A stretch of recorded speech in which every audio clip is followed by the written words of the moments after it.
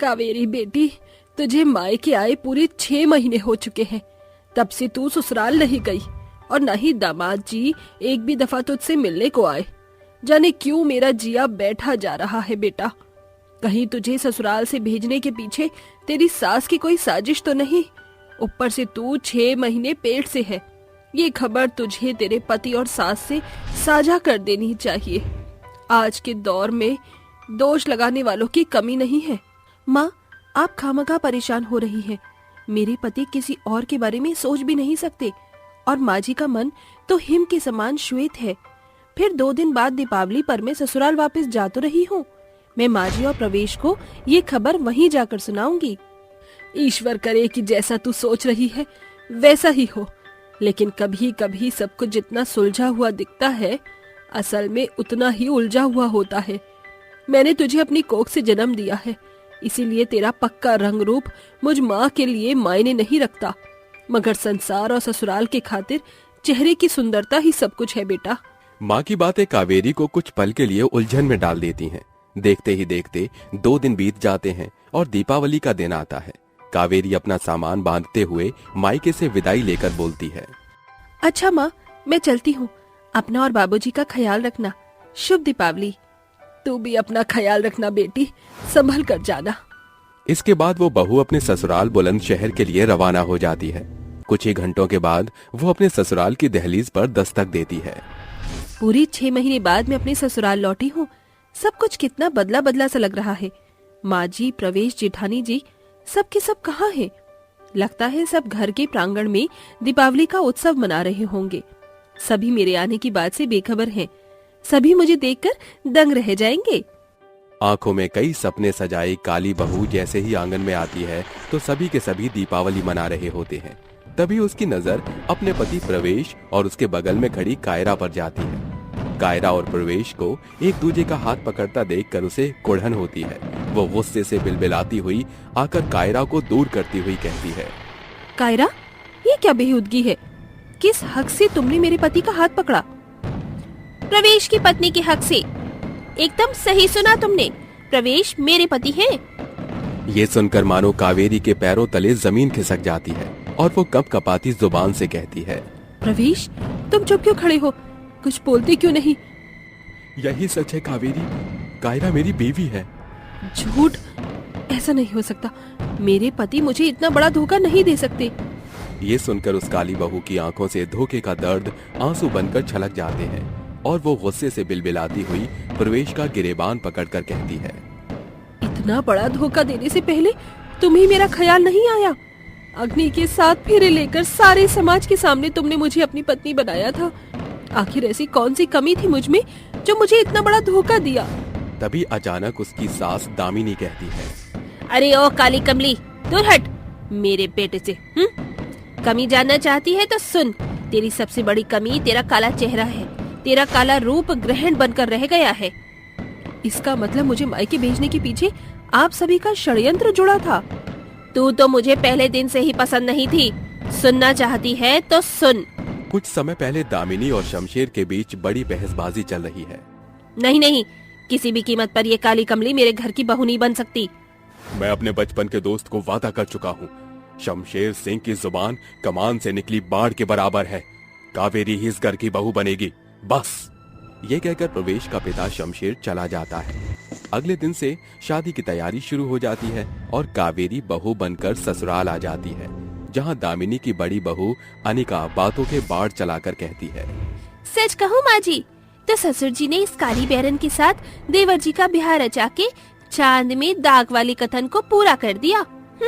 कहाँ देवर जी का गोरा दूधिया चेहरा और कहाँ ये अमावस की काली घनघोर रात। ये सुनकर कावेरी को बहुत बुरा लगता है। तभी दामिनी बात को बदलते हुए कहती है, अरे अनिका बहू, ये क्या बोल रही है? बहू काली हो या गोरी होती तो घर की लक्ष्मी है। बहू, तू थक गई होगी, जाकर आराम कर। ये सुनकर अनिका बुदबुदाते हुए कहती है, ये सासू माँ ने कौन सा सुरताल पकड़ लिया? कावेरी के कमरे में जाने के बाद अनिका कहती है, माँ जी, रंग बदलने में तो आपने गिरगिट को भी पीछे पछाड़ दिया। अरे बहू, जोश में आकर होश खोने से बनती बात बिगड़ती है। हम इस काली कमली को मीठी छुरी से काटेंगे। 2 दिन बाद ये पगफेरे के रस्म के लिए मायके जाएगी। ऐसा चक्रव्यूह रचूंगी कि देखने लायक होगा। एक और सास बहू काली बहू के खिलाफ जाल बुन रही थी, मगर नियति को तो कुछ और ही मंजूर था। सुहाग की सेज पर आंखों में सैकड़ों सपने संजोए बैठी काली बहू प्रवेश के आने का इंतजार कर रही थी। तभी नशे में धुत प्रवेश कमरे में पहुंचता है। अरे, इसका काला चेहरा मेरी आंखों में चुभ रहा है। न चाहते हुए भी मुझे इस बला को 2 दिन बर्दाश्त करना होगा। ये बोलकर प्रवेश बिछावन के एक ओर सो जाता है। कुछ देर यूं ही गुजर जाते हैं, जिसके बाद कावेरी उसके करीब आती है। क्या हुआ जी, आप मुझसे खिंचे खिंचे क्यों हैं? क्या मैं आपको पसंद नहीं? नहीं, ऐसा तो कुछ भी नहीं। बस शादी की भागदौड़ में थक गया हूँ, सिर में दर्द है। लाइए, मैं आपका सर दर्द ठीक कर देती हूँ। ये बोलकर कावेरी उसका सिर दबाने लगती है। तभी जोरों की बिजली की कड़कड़ाहट की गूंज से कावेरी डर कर प्रवेश के गले लग जाती है और दोनों के बीच की दूरियां खत्म हो जाती हैं। 2 दिन बाद। बहू, आज तुझे पगफेरे के खातिर मायके जाना है। 2 सिर वाले घर के कृत से बेखबर है। जब भी हमारे घर में कोई नई बहू ब्याह करके आती है तो उसे पगफेरे के बाद 6 महीने अपने मायके रहना पड़ता है, वरना पंडित जी के कहे अनुसार उसके पति के प्राण संकट में पड़ जाते हैं। माँ जी, आप चिंता मत कीजिए, मैं अपने पति प्रवेश पर कोई आँच नहीं आने दूंगी। मैं मायके रह लूंगी। इस तरह कावेरी के चले जाने के बाद अनिका कहती है, माँ जी, मेरी बहन कायरा देवर जी को बहुत पसंद करती है। उसका और देवर जी का मेल बहुत बेहतर होगा। एक बार इनका ब्याह हो गया तो वो काली बैरन अपने आप रास्ते से हट जाएगी। माँ, मैं भी कायरा को पसंद करता हूँ। तो फिर देर किस बात की, अब तो चट मंगनी पट ब्याह होगा। और इस तरह प्रवेश कायरा से शादी करके अपनी काली बीवी को धोखा देता है। प्रवेश, अगर मेरा काला रूप तुम्हें इतना चुभता था तो उस रात तुम्हें मेरे करीब नहीं आना चाहिए था। मेरी कोख में तुम्हारा बच्चा पल रहा है। ये सुनकर कायरा प्रवेश को थप्पड़ मारते हुए कहती है, तुमने तो कहा था कि तुम्हारे और कावेरी के बीच पति पत्नी का रिश्ता बना ही नहीं था, तो ये क्या है? कायरा, मैं बहक गया था, मुझे माफ कर दो। माफी माय फुट। तुमने सिर्फ इसे ही नहीं, मुझे भी धोखे में रखा। तुम पति के नाम पर लगा धोखेबाजी का धब्बा हो। जा रही हूँ मैं हमेशा के लिए। कायरा के जाने के बाद प्रवेश कावेरी के पैरों में गिरकर कहता है, कावेरी, मुझे माफ कर दो, मेरे बच्चों को मुझसे दूर मत करो। खबरदार, ये सिर्फ मेरा खून है। मैं नहीं चाहती कि मेरा होने वाला बच्चा तुम धोखेबाजों की साई में रहकर दगा देना सीखे। मैं तुम्हारे धोखेबाजी के लिए कोर्ट कचहरी का किवाड़ नहीं खटखटाऊंगी। तुम्हारा अकेला रहना ही तुम्हारी करनी की सजा है। इस तरह अंत में प्रवेश की दोनों बीवियां उसको छोड़कर चली जाती हैं। वो कहावत तो आप सभी ने सुनी होगी, जैसी करनी वैसी भरनी। शायद यही प्रवेश के धोखे की सजा थी। जहां कायरा प्रवेश को भुलाकर आगे बढ़ चुकी थी, वहीं कावेरी की मांग में आज भी प्रवेश के नाम का सिंदूर सोझे तौर से दिख रहा था। धनतेरस पर बर्तन बेचने वाली सास बहू। रात का समय होता है। गांव के सभी लोग आराम से अपने घरों में सो रहे होते हैं। इतनी रात के समय गांव के घर में लाइट ऑन थी। उस घर के अंदर से एक औरत के चिल्लाने की आवाज आती है। बस करो, छोड़ दो मुझे। इतनी बेरहमी से क्यों मार रहे हो? आखिर मैंने तुम्हारा क्या बिगाड़ा है? देख, मैं तुझसे कुछ नहीं कह रहा। मैंने तुझसे कहा कि मुझे मेरी बाटली के पैसे दे दे। मेरे पास नहीं है। मुझे तुझसे बस थोड़े से पैसे चाहिए, जिससे कि मेरी दारू आ जाए। देखिए जी, मेरे पास पैसे नहीं है। अगर मेरे पास पैसे होते तो मैं आपको दे देती।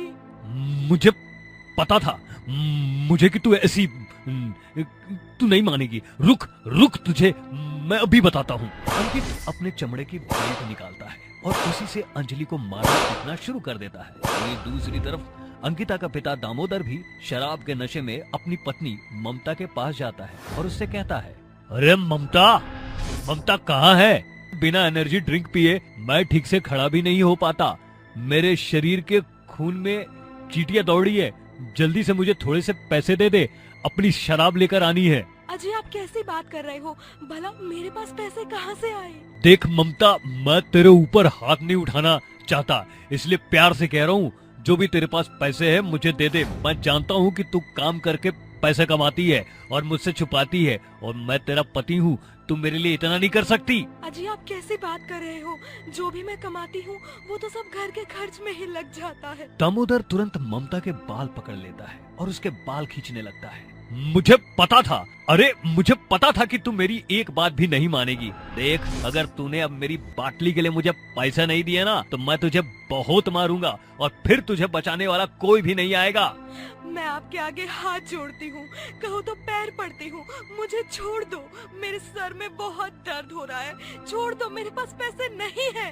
ममता दामोदर के आगे गिड़गिड़ाती है, लेकिन दामोदर उसकी एक नहीं सुनता। उसके बाद दामोदर गुस्से में आकर उसे मारने पीटने, दोनों सास बहू अपने पतियों से इतनी बुरी तरह पीट रही होती हैं कि गांव का कोई भी आदमी उनकी मदद नहीं करता और सभी घर के बाहर से ये सब तमाशा देख रहे होते हैं। तभी दामोदर शराब के नशे में धुत जैसे ही घर से बाहर निकलता है, गांव के लोगों को इस तरह खड़ा हुआ देखकर कहता है, अरे क्या हुआ, तुम लोग यहाँ पर खड़े होकर क्या हमारे घर का तमाशा देख रहे हो? चले जाओ यहाँ से, अपने घरों में, अपने घर से मतलब रखो। ऐसा कहकर दामोदर अपनी शराब खरीदने के लिए निकल जाता है। वहीं उसका बेटा भी शराब के नशे में घर से बाहर निकल आता है। दोनों सास बहू अपने कमरे में बैठकर रो रही होती है। तभी अंजलि अपनी आंखों से आंसू पोंछती है और अपनी सास के पास जाती है। माँ जी क्या हुआ आपको? अरे बहू क्या क्या बताऊं क्या हुआ?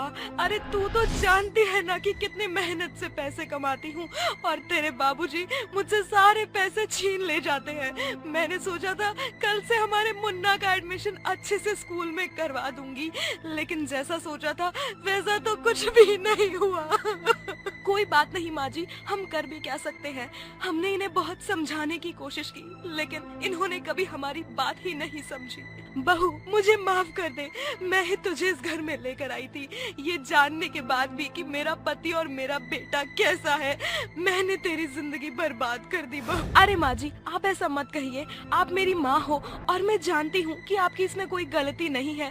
ये सब मेरे भाग्य का लिखा हुआ है जो मुझे भुगतना पड़ रहा है। बहू मैंने तो तुझे भी बहुत ही किस्मत से पाया है, लेकिन पता नहीं भगवान ऐसा हमारे साथ क्यों कर रहे हैं। दोनों सास बहू अपने दुख एक दूसरे से बांटती है, जिसके बाद वो दोनों उस रात ऐसे ही दर्द में सो जाती है। अगले दिन जैसे ही सवेरा होता है, ममता काम करने के लिए अपने मालिक के घर जाती है, लेकिन उसका मालिक उससे कहता है, देखो कल रात तुम्हारा शराबी पति हमारे घर पर पैसे मांगने आया था। ये सब ड्रामा नहीं सह सकता मैं, इसलिए अब तुम हमारे यहाँ काम करने मत आना, मैंने दूसरी काम वाली ढूंढ ली है। साहब ऐसा मत करो, इस घर में काम करके ही तो मैं अपने घर का गुजारा कर रही थी। देखो मैं इसके आगे और कुछ नहीं कहना चाहता। ऐसा कहकर उसका मालिक वहाँ से चला जाता है, जिसके बाद बेचारी ममता मायूस होकर घर लौट जाती है और सारी बातें अंजलि को बताती है। यह सुनने के बाद अंजलि अपनी सास से कहती है, माँ जी ऐसे तो हम लोगों का कुछ हो ही नहीं पाएगा।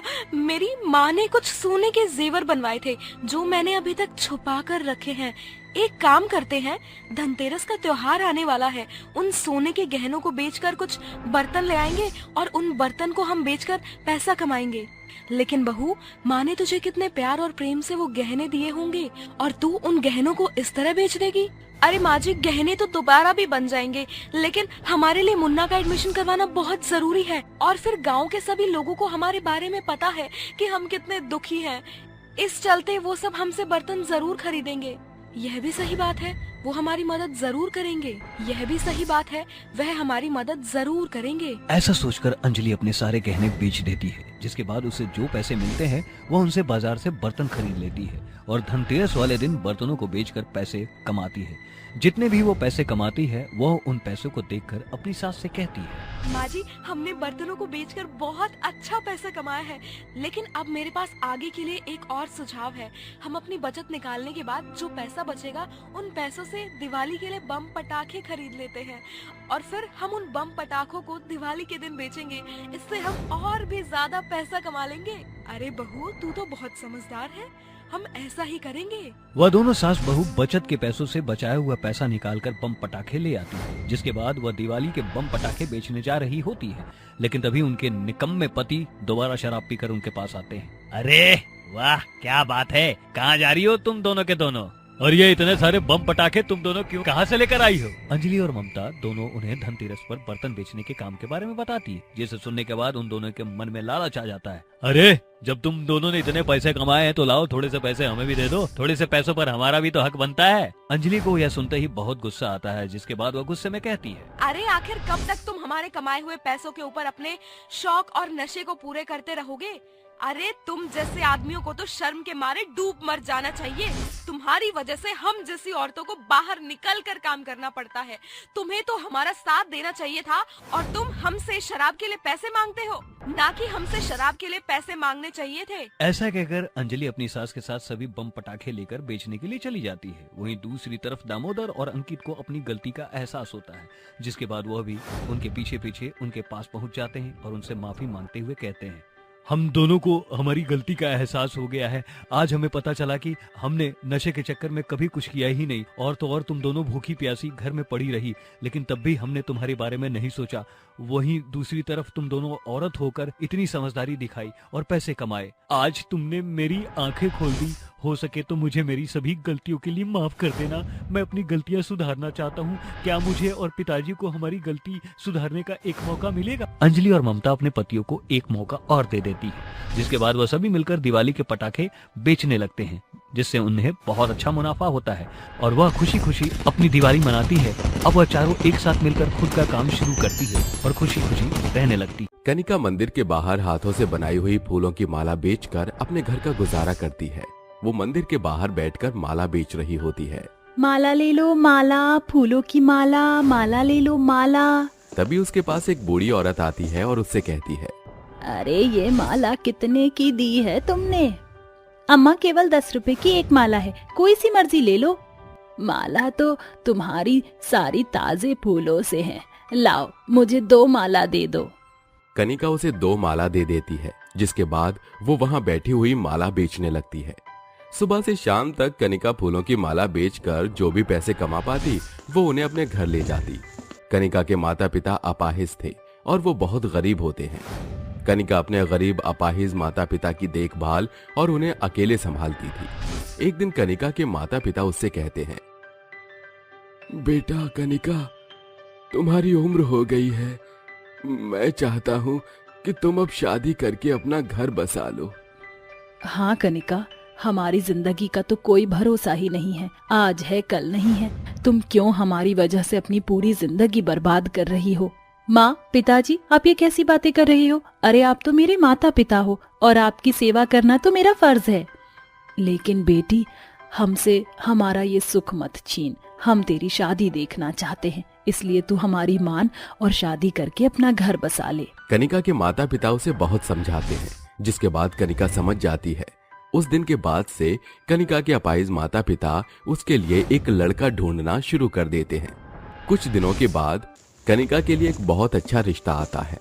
अरे हमारी कनिका बिटिया उस घर में बहुत खुश रहेगी। और तुम्हें पता है, लड़के का नाम विवेक है और वो खुद का काम करता है, बहुत बड़ी कंपनी का मालिक है। ठीक है पंडित जी, लेकिन हम शादी तो कर सकते हैं। हम अपनी बेटी की शादी में दहेज नहीं दे सकते। अरे इन सब की चिंता क्यों करते हो, मैं हूं ना। और वैसे भी वो लोग पहले ही इतने अमीर हैं, उन्हें दहेज की कोई जरूरत नहीं। तो फिर ठीक है, हमारी तरफ से रिश्ता पक्का है। आप हमारी उन लोगों से बात करवा दीजिए। कुछ ही दिनों में कनिका के माता पिता उसकी शादी विवेक से करवाकर उसे विवेक के साथ विदा कर देते हैं। जिसके बाद कनिका विवेक के घर जाकर उसके घर की सारी जिम्मेदारियों को अच्छे से संभाल लेती है। अब कनिका की जिंदगी में सब कुछ बिल्कुल बढ़िया चल रहा था, लेकिन अचानक से एक रात के 3 बजे घर के फोन पर किसी का कॉल आता है। विवेक नींद से उठता है और फोन उठाकर कहता है, हेलो। दूसरी तरफ से विवेक की कंपनी का सिक्योरिटी गार्ड बहुत ही घबराई हुई आवाज से कहता है, साहब साहब साहब, अनर्थ हो गया, जल्दी से कंपनी आ जाइए। कंपनी में आग लग गई है साहब, जल्दी से आ जाइए। ये सुनते ही विवेक के पैरों तले जमीन खिसक जाती है और वो हड़बड़ाते हुए उठता है। वो तुरंत अपनी कार में बैठकर अपनी कंपनी पहुंच जाता है, जहां वो देखता है कि उसकी कंपनी का कोना कोना जलकर राख हो जाता है। हे भगवान, ये सब क्या हो गया? अब मैं क्या करूंगा? वैसे भी इस कंपनी को चलाने के लिए मैंने पता नहीं कितना सारा कर्जा उठा लिया था। मार्केट वाले तो मेरा जीना हराम कर देंगे। बेचारा विवेक जलती हुई कंपनी के आगे बैठकर फूट फूट कर रोने लगता है। अरे अब मैं क्या करूं? ऊपर से दिवाली आने वाली थी। इस दिवाली के चलते मैंने इतना कर्ज उठा लिया है कि अब मैं उसका भुगतान कभी नहीं कर पाऊंगा। उसे ऐसा लगता है जैसे उसकी जिंदगी बिल्कुल तबाह हो चुकी है। अगले ही दिन विवेक ने उससे भी कर्जा लिया था। वो सभी उसकी कंपनी की खबर सुनने के बाद उसके घर अपना कर्जा लेने के लिए पहुंच जाते हैं। ओ भाई साहब, मेरे 2 लाख रुपए आप कब तक दे देंगे? मुझे दिवाली पर अपने वर्कर्स को बोनस भी देना है और उन्हें गिफ्ट भी देने हैं। देखो भाई साहब, हमने जितना पैसा दिया था आपने पूरा पैसा अपनी कंपनी पर लगा दिया, लेकिन आपकी कंपनी तो जलकर राख हो गई है। अब बताओ क्या करोगे? हमारा पैसा किस तरह चुकाओगे? विवेक को कुछ समझ नहीं आ रहा होता है, जिसके बाद उसे अपना आलीशान घर देखता है। वो उसे बेचकर लोगों का कर्जा चुका देता है, जिसके बाद विवेक एक छोटे से किराए के घर में रहने लगता है। कनिका, मुझे माफ कर दो। एक ही रात में मेरी जिंदगी अर्श से फर्श पर आ गई है। मैं नहीं जानता था कि मेरे साथ कभी ऐसा हो जाएगा, लेकिन तुम चिंता मत करो, मैं कहीं ना कहीं नौकरी करूंगा और हमारे हालातों को फिर से ठीक करूंगा। ऐसा कहकर विवेक कई जगह नौकरी ढूंढता है, लेकिन उसे कहीं भी नौकरी नहीं मिलती और हर जगह उसको एक ही जवाब मिलता है। देखिए सर, आपको अपनी कंपनी में नहीं रख सकते क्योंकि आप एक्स्ट्रा एक्सपीरियंस्ड हो और हमारी कंपनी आपको अफोर्ड नहीं कर सकती। हर जगह से निराश होने के बाद वो घर लौट आता है। देखिए, आप परेशान मत होइए, सब कुछ ठीक हो जाएगा। भगवान पर भरोसा रखिए। विवेक के हालात दिन प्रतिदिन बहुत ज्यादा बिगड़ने लगते हैं। अब तो घर में खाने के लिए कुछ भी नहीं बचता, जिसकी वजह से वो दोनों दिन भर भूखे रहते हैं। जिसके बाद कनिका फिर से माला और दिए बनाने का काम शुरू कर देती है। देखिए, कोई काम छोटा या बड़ा नहीं होता। जब तक आपकी कहीं नौकरी नहीं लग जाती तब तक मैं फूल और माला और साथ में दिवाली के दिए बेचकर घर चलाने की कोशिश करूंगी। और वैसे भी आप तो जानते ही हो, दिवाली का समय आने वाला है। इस समय लोग फूल और दिए जरूर खरीदते हैं। ठीक है कनिका, अगर तुम ऐसा करना चाहती हो तो तुम कर लो। कनिका फूल, माला और दिए बेचना शुरू कर देती है, जिससे वो अपने रोजाना का घर का खर्चा निकाल पाती। ऐसे ही कुछ दिन बीत जाते हैं। अरे, ये तो बहुत परेशान है। इनकी नौकरी भी तो कहीं लग नहीं रही, ऊपर से दिवाली आने वाली है। एक काम करती हूँ, मैं थोड़ा काम बढ़ा लेती हूँ ताकि पैसे थोड़े से सही से आ जाएं। कनिका दिन रात काम करती है। रात को देर देर तक फूलों की माला बनाती और साथ में दिए सजाकर बेचना शुरू करती है। देखते ही देखते बेचारी कनिका थोड़े पैसे कमाने लगती है और दिवाली वाले दिन वो अपने पति विवेक के लिए नए कपड़े और लक्ष्मी माता की पूजा करने का सामान ले आती है। आप ये कपड़े पहनकर तैयार हो जाइए, आज हम अपना दिवाली का त्योहार बनाएंगे। पहले मैं दिवाली के दिन लाखों रुपए खर्च किया करता था और आज मेरी पत्नी के कमाए हुए पैसों से मैं कपड़े पहन रहा हूँ। मुझे तुम्हारे ऊपर बहुत फक्र महसूस होता है, लेकिन उतना ही अपने ऊपर लानत भी आती है। अजी, आप ऐसी बातें क्यों करते हो? हम दोनों एक दूसरे से अलग थोड़ी हैं। चलिए, अब जल्दी से पूजा के लिए तैयार हो जाइए। दिवाली वाले दिन कनिका लक्ष्मी माता की पूजा करने लगती है। ओम जय लक्ष्मी माता, तुमको निश दिन सेवत, हर विष्णु विधाता। ओम जय लक्ष्मी माता। माता की आरती उतारकर कनिका कहती है, हे लक्ष्मी माता, तुम तो हमेशा अपने भक्तों का साथ देती हो, लेकिन आज तुम हमारा साथ क्यों नहीं दे रही हो? आखिर कब तक हम इस तरह गरीबी हालत में जूझते रहेंगे? हमारा बेड़ा पार करो माँ, हमारा बेड़ा पार करो। कनिका के इतना कहते ही विवेक को एक कॉल आती है। देखो विवेक, मैं तुम्हारी मेहनत और लगन के बारे में बहुत अच्छे से जानता हूँ। तुमने जो प्रोजेक्ट बनाया है मुझे वो बहुत पसंद आया है। क्या तुम उस प्रोजेक्ट पर मेरे साथ काम करना चाहोगे? हाँ, क्यों नहीं। इस प्रोजेक्ट पर मैंने इतने दिनों काम किया है। आखिर मुझे इस प्रोजेक्ट पर काम करने के लिए अगर आपका साथ मिलेगा तो मैं इस प्रोजेक्ट को आपके साथ जरूर बनाऊंगा। दिवाली के दिन विवेक को उसके करियर की दोबारा शुरुआत का पहला कदम मिल जाता है, जिसके बाद वो इस प्रोजेक्ट को बनाने में प्रवीण दिवाकर के साथ खूब मेहनत करता है।